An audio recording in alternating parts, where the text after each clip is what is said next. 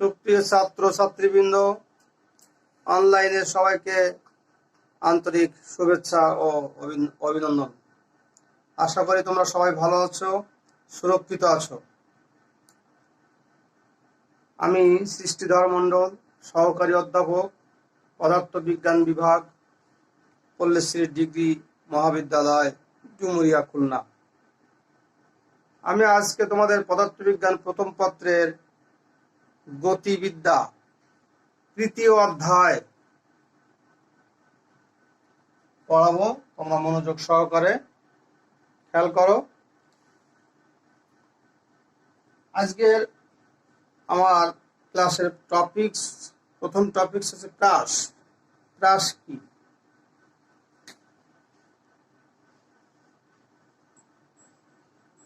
দেখো, এক্স অক্ষ এটা, ওয়াই অক্ষ, এটা মূল বিন্দু।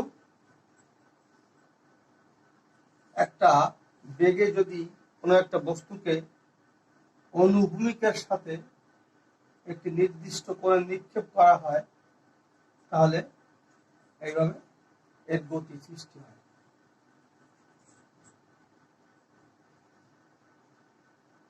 এই গতিটাই হচ্ছে প্রাসের গতি, আর এই নিক্ষিপ্ত বস্তুটার নাম হচ্ছে প্রাস। প্রাস হচ্ছে ইংরেজি কথা, বাংলা হচ্ছে প্রক্ষিপ্ত বস্তু।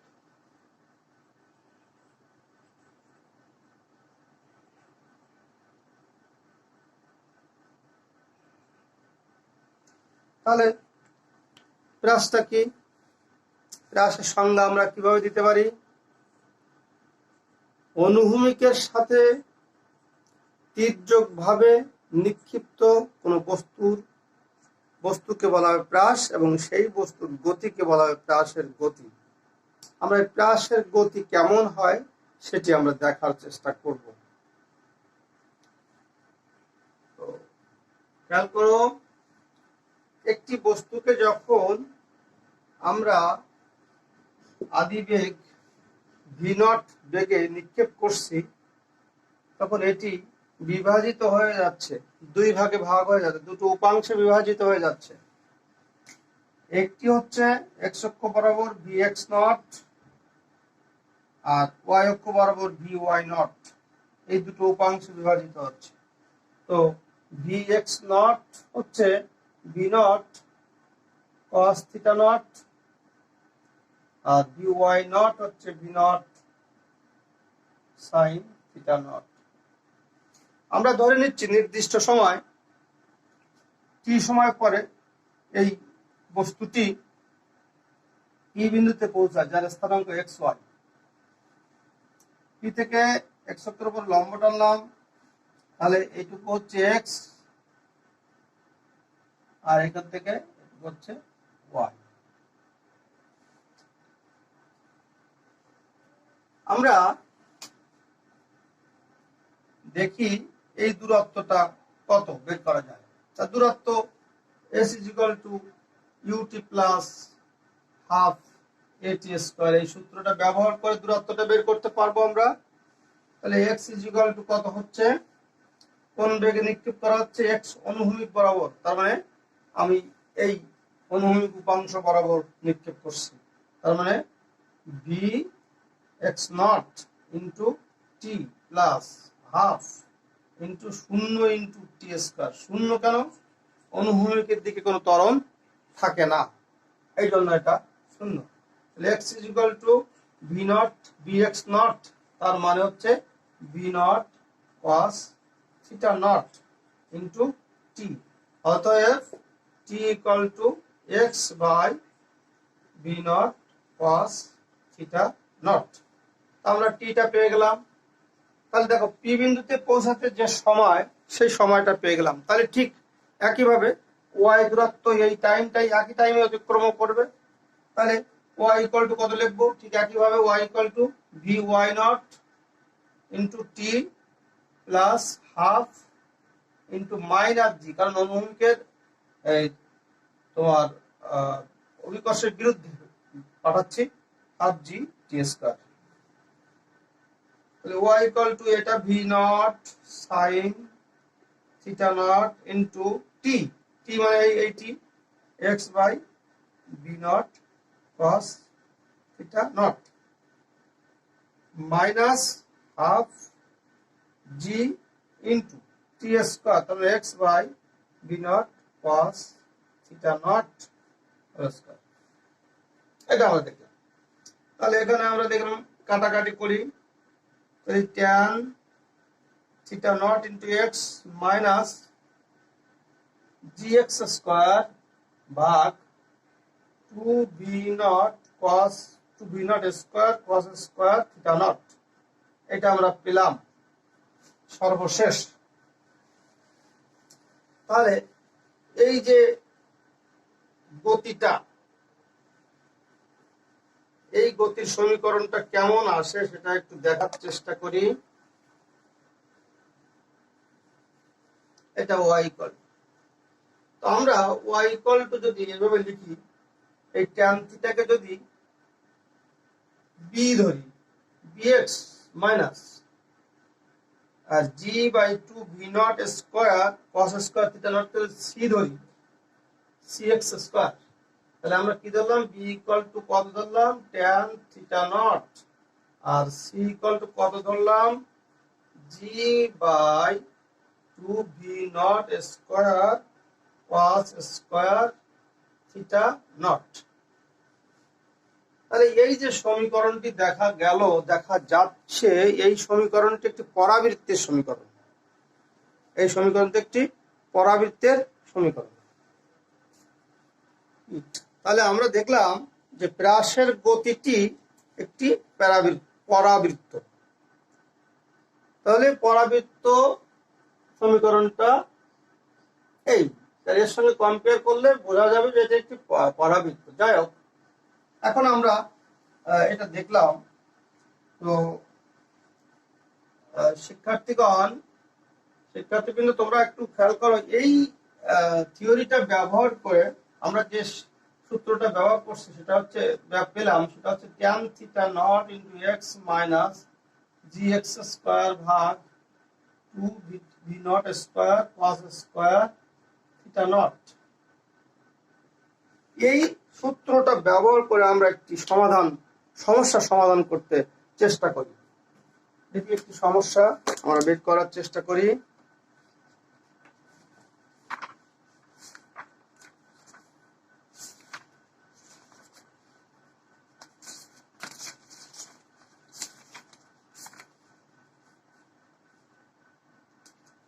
দেখো, শাহজাহান তপনের বইয়ের 17 দাগের অঙ্কটি আমরা একটু সমাধান করার চেষ্টা করব।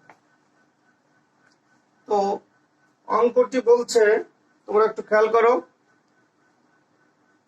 অনুভূমিকের সাথে 30 ডিগ্রি কোণে ভূপৃষ্ঠ থেকে 40 মিটার পার সেকেন্ড বেগে একটি বুলেট ছোড়া হলো।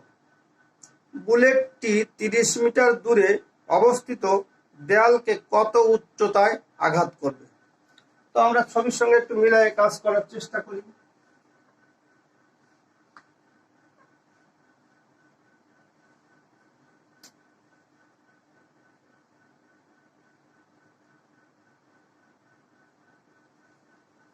তো এখানে দেখা যাচ্ছে যে অনুভূমিকের সাথে 30 ডিগ্রি কোণে, তার মানে theta nought equal to 30 degree, 40 metre per second বেগে, তার মানে এই বেগটা হচ্ছে 40 মিটার পার সেকেন্ড। বুলেটটি 30 মিটার দূরে একটি দেয়াল, এই দেয়াল এই 30 মিটার দূরে, তার মানে এক্স ইকুয়াল টু 30 মিটার, দেওয়ালে কত উচ্চতা আনবে, এটা ওয়াই ইকুয়াল টু হয়, এটা বের করবো। তাহলে আমরা দেখো, এই যে সমীকরণটি ব্যবহার করে আমরা ডাইরেক্ট এই ওয়াই উচ্চতা, কত উচ্চতায় আঘাত আনবে সেটা বের করতে পারি। তাহলে ওয়াই ইকুয়াল টু কত লিখবো, ট্যান থিটা নট মানে 30 degree into x minus 9.8 into x square মানে 30 square divided by 2 into 40 square cos 30 degree তার হোল স্কোয়ার। এটা করলে যে রেজাল্ট পাই সেটা হচ্ছে 13.65 সম্ভবত 13.65। তোমরা ক্যালকুলেটর দিয়ে চাপলে ক্যালকুলেটর ব্যবহার করলে এটা পাবে 13.65 মিটার। এখন একটি বিষয় আমি তোমাদেরকে বলি, সেটা হলো সাপোজ পরীক্ষার হলে বা কোনো সময় তোমাদের এই সূত্রটা মনে নাই, তাহলে অঙ্কটা কি করতে পারবো না? অবশ্যই অঙ্কটা করতে পারবো। তাহলে সূত্রটা মনে যদি না থাকে তাহলে কি করতে হবে? সেক্ষেত্রে আমি একটি পথ তোমাদেরকে বলে দিচ্ছি। পথটি কেমন? আমরা এই সূত্রটি যে পদ্ধতিতে তৈরি করেছিলাম সেই পদ্ধতিটা অ্যাপ্লাই করব। সেই পদ্ধতিটা কি ছিল? আমরা দেখো, এই যে 30 মিটার যে দূরত্ব অতিক্রম করেছিল, 30 ইজ ইকুয়াল টু কত বেগে? এই বেগের x উপাংশ, that means 40 cos 30 into time t. তাহলে টি ইকুয়াল টু কত? 30/40 cos 30। তাহলে করলে কত হয়? 30/40 ইন্টু cos 30 মানে √3/2, উপরে গেল 2, এই কেটে গেল 20, 0 0 কেটে গেল, 3/2√3 এরকম একটি টাইম আমাদের আসবে। ক্যালকুলেটর দিয়ে করলে আরো ছোট মান চলে আসবে। তো যাই হোক, এখন আমরা টির মানটা বের করে ফেললাম। তো টির মানটা হচ্ছে এই এখানে ছিল 3/2√3 এত সেকেন্ড। এখন দেখো, যদি এবার ওয়াই বের করতে চাই তাহলে ওয়াই ইকুয়াল টু কত লিখবো?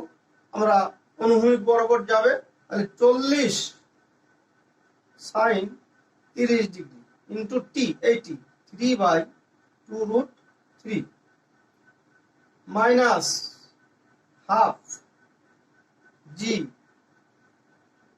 ইন্টু টি স্কয়ার, তার মানে এটা 3/2√3 হোল স্কয়ার। নিশ্চয়ই একটা ক্যালকুলেশন পাবো আমরা, সেটা পাবো 13.65 মিটার। তাহলে 30 মিটার দূরে যে দেওয়ালে 13.65 মিটার দূরে উচ্চতায় দেওয়ালকে আঘাত করবে, এটা আমরা পেলাম। তাহলে আমি কিন্তু আসলে সূত্রটি ব্যবহার করি নাই, আমি সূত্র ব্যবহার না করে মূল জায়গা থেকে এসেছি, যার কারণে আমরা এটা করতে পেরেছি। সূত্র যদি মনে না থাকে তাহলে এইভাবে আমরা করব। এখন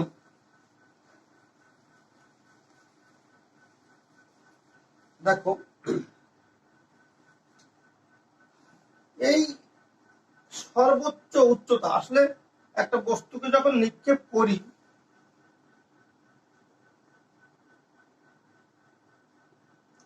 তাহলে এই বস্তুটা যদি নিক্ষেপ করা হয় তাহলে এরকম করে এক সময় নিচে নেমে আসে, একটা নির্দিষ্ট উচ্চতা, সর্বোচ্চ উচ্চতা ওঠার পরে এটা আবার নিচে।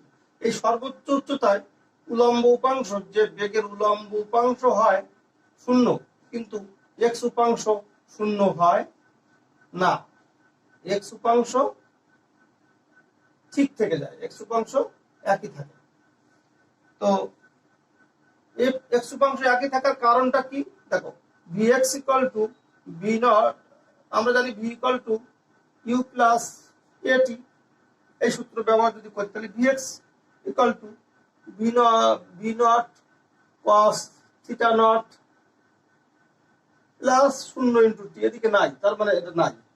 তার মানে দেখো, যে বেগের যে এক্স উপাংশ সেটি কিন্তু পূর্বের মতোই রয়ে গেল, এটা পরিবর্তন হয় না। কিন্তু সর্বোচ্চ উচ্চতায় যে উলম্ব উপাংশ 0 হয়ে যায়, তো যদি উলম্ব উপাংশ 0 হয়ে যায় তাহলে আমরা সর্বোচ্চ উচ্চতা বের করতে গেলে আমরা যদি এই সূত্রটা ব্যবহার করি, v square equal to u square plus twice gh, এই সূত্রটা যদি ব্যবহার করি তাহলে সরাসরি আমরা সর্বোচ্চ উচ্চতা বের করতে পারি। তা আমি সর্বোচ্চ উচ্চতা উলম্ব উপাংশ নিয়ে করি, তাহলে v y square is equal to এটা ভি আদি বেগ, তাহলে v y nought square plus 2 into minus g into h, এই সূত্র এটা আমরা দেখলাম। এটা শূন্য, সর্বোচ্চ উচ্চতা এটা, শেষ বেগ শূন্য। আদি বেগ ছিল কত? V nought sine theta nought, এটা হোল স্কোয়ার হয়ে গেল মাইনাস 2g ইন্টু এইচ।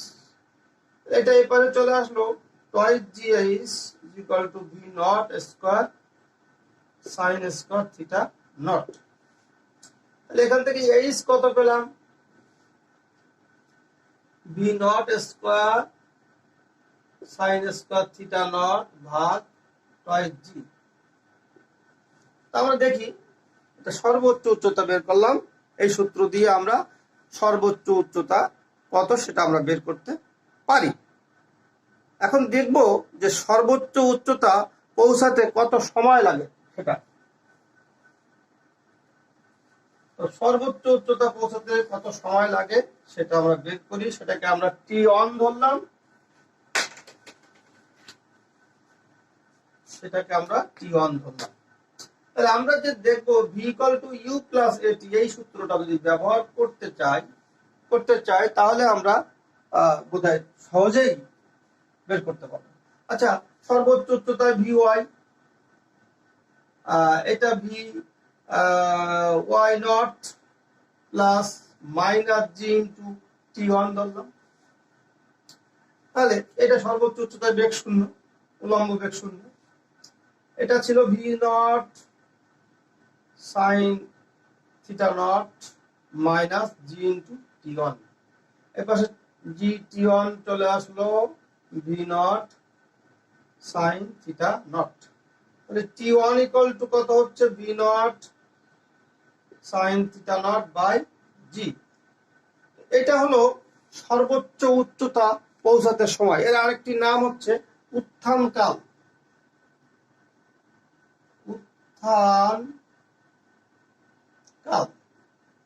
উত্থান কাল T1 equal to V nought sine theta not by g. তো আমরা জানি বাতাসের বাধা যদি না থাকে তাহলে উত্থান কাল এবং পতন কাল সমান হয়। তাহলে উঠতে যে সময় লাগবে পড়তেও সেই সময় লাগবে। তাহলে পতন কাল